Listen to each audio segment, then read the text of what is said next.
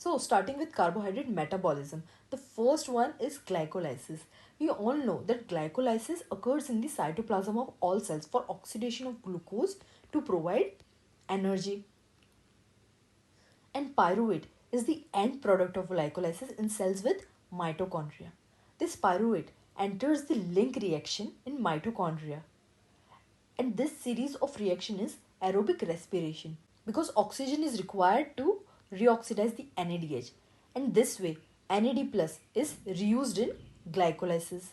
But in cells that lack mitochondria, pyruvate is reduced to lactate, and this pathway is called anaerobic respiration because it occurs without the participation of oxygen.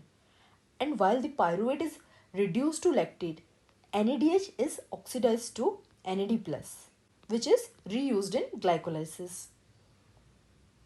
And as we already discussed in the previous video, that for the transport of glucose, we need a transporter like GLUT transporter or SGLT transporter because glucose is hydrophilic in nature. So it cannot directly diffuse into cells. It needs a transporter. So this glucose, as it enters into any cell with the help of GLUT transporter, it needs to get trapped in this cell. So for that, this glucose is converted to glucose 6-phosphate with the help of hexokinase or glucokinase. It's an important step to trap the glucose into cell.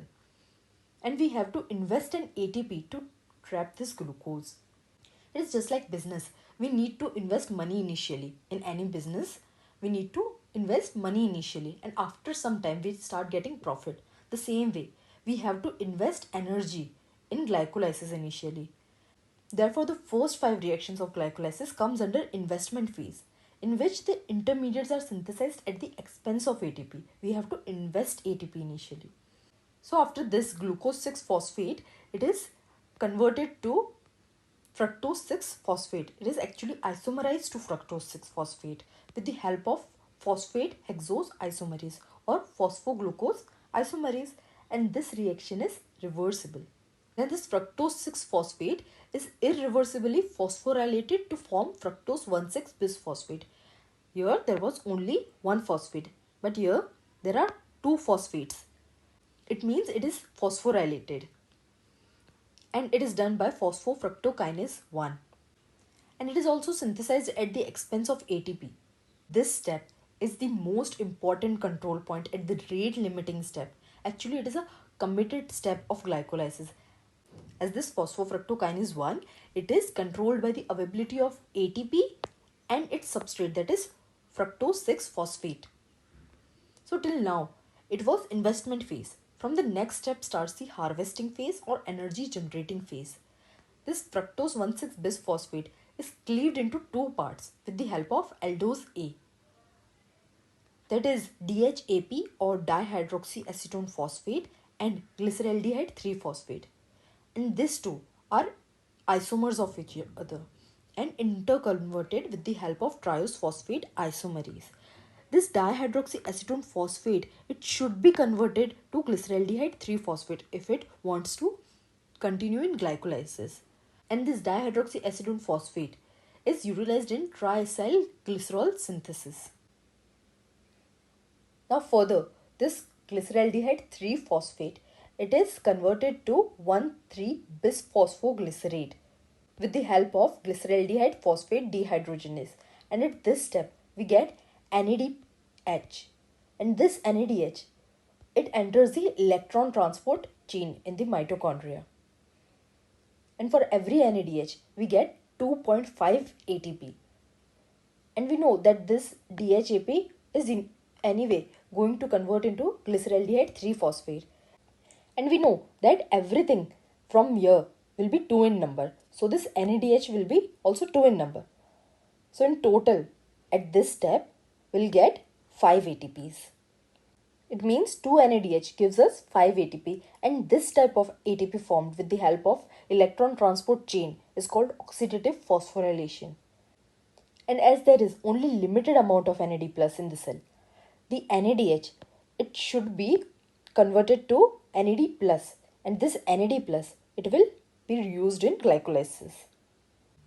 And the next step is done with the help of phosphoglycerate kinase.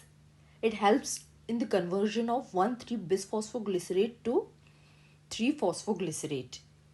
Now this bisphospho is converted to just one phospho, means one phosphate is used to generate ATP from ADP.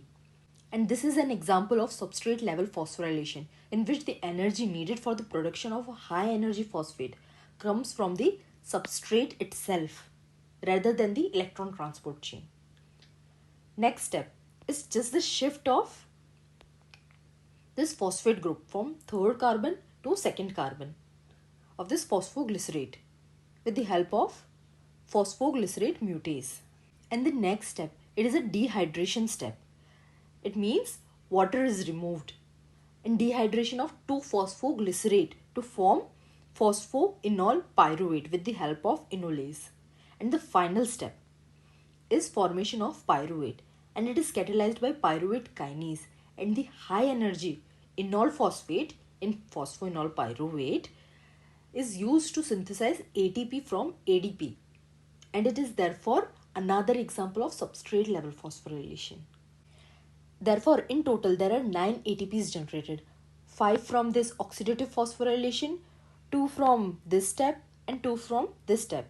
These 2 are substrate level phosphorylation. But we also invested 2 ATPs initially. So the net amount of ATP in aerobic glycolysis is 7 ATP. But in anaerobic respiration, we miss this 5 ATPs from oxidative phosphorylation. That means net ATP generated in anaerobic respiration is just 2. So, till now we know that the first step of glycolysis is to trap the glucose into the cell in the form of glucose 6-phosphate with the help of hexokinase or glucokinase, and it's an irreversible step. Next step is reversible conversion of glucose 6-phosphate to fructose 6-phosphate with the help of phosphate hexose isomerase, and after that the next step is irreversible conversion of fructose 6-phosphate to fructose 1,6-bisphosphate with the help of phosphofructokinase 1. And after that, this fructose 1,6-bisphosphate is cleaved into 2 parts, that is dihydroxyacetone phosphate and glyceraldehyde 3-phosphate with the help of aldose A, and this 2 are interconverted with the help of triose phosphate isomerase. After this glyceraldehyde 3-phosphate, it is converted to 1,3-bisphosphoglycerate with the help of glyceraldehyde phosphate dehydrogenase, and after that there is reversible conversion of 1,3-bisphosphoglycerate to 3-phosphoglycerate with the help of phosphoglycerate kinase, and this 3-phosphoglycerate, it is reversibly converted to 2-phosphoglycerate by phosphoglycerate mutase. After this, 2-phosphoglycerate is reversibly converted to phosphoenol pyruvate with the help of enolase, and it is a dehydration reaction. And finally, pyruvate is formed by pyruvate kinase. Now, we know that there are 3 steps of glycolysis that are irreversible. The first, the last, and the third one. These 3 steps are irreversible. Rest all are reversible. And this phosphofructokinase 1, it is rate limiting enzyme. Now what are the inhibitors? The inhibitor for glyceraldehyde phosphate dehydrogenase is iodoacetate, whereas for the 1,3-bisphosphoglycerate is arsenate, and for enolase is fluoride. Now what's the difference between hexokinase and glucokinase? So this hexokinase is present in all cells, whereas glucokinase is present in liver and beta cells of pancreas. So we know that glucose is converted to glucose 6-phosphate with the help of hexokinase or glucokinase. But this hexokinase, it is regulated by its product, that is glucose 6-phosphate, whereas this glucokinase, it is regulated by its substrate, that is glucose, and indirectly by insulin and glucagon.